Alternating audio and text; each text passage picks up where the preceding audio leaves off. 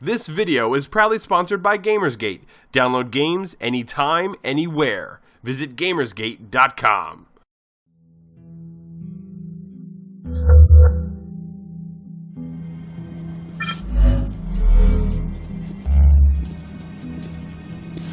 Eh?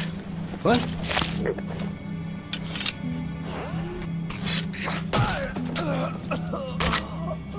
The story of Last Light picks up after Metro 2033, and gamers once again take control of Artyom as he travels around the nuclear wasteland of Moscow in this single-player shooter.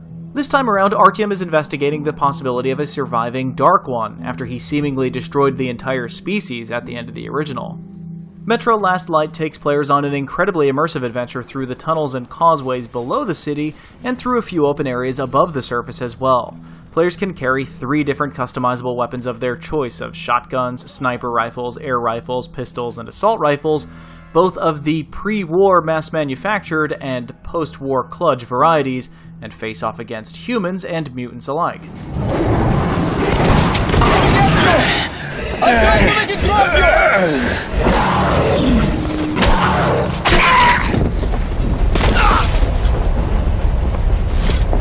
Fucking demon! Good, you owe me one. You okay?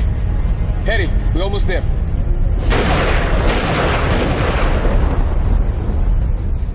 Last Light plays similarly to a Half-Life 2 type experience. Action sequences are broken down into linear levels with occasional visits to more populated human settlements to restock on ammunition, mod some guns, take a few shots of vodka, and absorb the culture. The story starts strong, but unfortunately the pace and the direction seem to go awry in the final quarter of the game. When faced with confrontation, players can stick to the shadows and dispatch their enemies with stealthy takedowns and throwing knives, or they can go in guns blazing and throwing pipe bombs.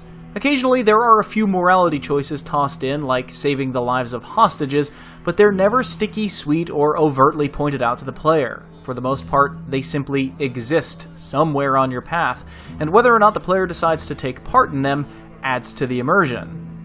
The stealth in the game has seen some tweaking from the original.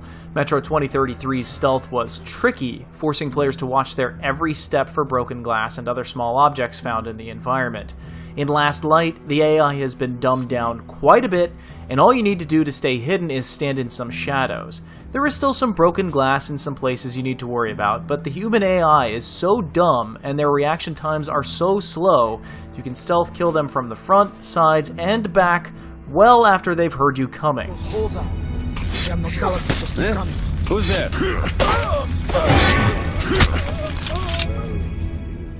The easy stealthing has a domino effect. Stealth kills conserve so much ammo that by the end of the game, we hadn't spent almost 1,000 rounds of our ammunition currency and never used a single health pack. But it's nice that the stealth option is there. If you're good enough, you can downright avoid some fights. While the graphics are obviously a high point of the game, it is important to highlight the environment and the immersion of Metro Last Light. Last Light has some of the most beautiful and believable environments seen in gaming. Each setting feels original, and even though we were going down several tunnels, none of it felt like a copy and paste project. Unlike many games, the environment dictates what type of foes you'll be encountering, and it all feels organic. Areas with open air overhead will have some demons flying around. Swamps will bring about shrimp and a few other water-based baddies. Abandoned tunnels and more cramped areas are overtaken by horrific spiders, while the more open spaces will typically be crawling with Nosalis. And along the train tracks in more heavily traveled areas, you need to worry about human looters, rapists, and ne'er-do-wells. The world of Metro Last Light feels incredibly well thought out and alive.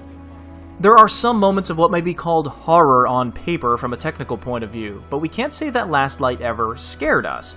There are some moments of minor jump scares, but the dark and macabre tone of the game was more sad than scary. And we don't mean that pejoratively. We genuinely felt empathetic towards the deceased in Moscow, and we can't really say that about many first-person shooters. We played through Last Light on PC, where the customization options are pretty lackluster, leaving out some industry-standard tweaks from the video options menu, which is surprising considering the developer. Performance-wise, we saw around 45 frames per second average, with some peaks around 90 in some tighter spaces, and some very short dips slightly below 30 in some large open areas with a lot going on. So for the most part, we felt like it ran very smoothly, even without the ability to personally fudge with some of the options. Glitch-wise, we got physically stuck in a few places, causing us to reload a previous save point. We had a boss freeze in a permanent state of undeath, along with some smaller baddies that seemingly danced around it, all of which had become invincible. And there was just something so unnerving about flags flapping in the wind, while indoors. But truth be told, we found most of these abnormalities to be funny, and they didn't happen enough to detract much from the game. Metro Last Light is certainly an enjoyable experience. While not as original as its predecessor, there's a lot the game does right. The environment and the atmosphere is perfect, and we've never seen rain done better in a video game. It expands the physical location of dystopian Moscow, and makes the world of Metro more believable and lived in. Like a good sequel, it seems to amplify the experience of the original, and vice versa. There are a lot of nice touches with the animal AI as well. Most animals are only aggressive when taunted, or if you get too close, instead of instantly being pulled magnetically to the player. We have absolutely no issue with nudity or sex, but the sex in Metro Last Light felt completely out of place and a bit sophomoric compared to the rest of the game's heavier themes. The game's largest issue is in its difficulty. It's too easy on the standard setting, and the stealth is oversimplified. Making matters worse, Ranger Mode, the game's harder difficulty and the most immersive way to play the game, is sold as Day 1 DLC to anyone who didn't pre-order the game. If you were a huge fan of Metro 2033, we can say that it's worth buying, but in all likelihood you probably already have the game installed and completed by now. For everyone else, you can wait for Last Light to go on sale, which might make the Ranger Mode DLC not sting so much, or try the original at a severely discounted price. What? I surrender, you hear?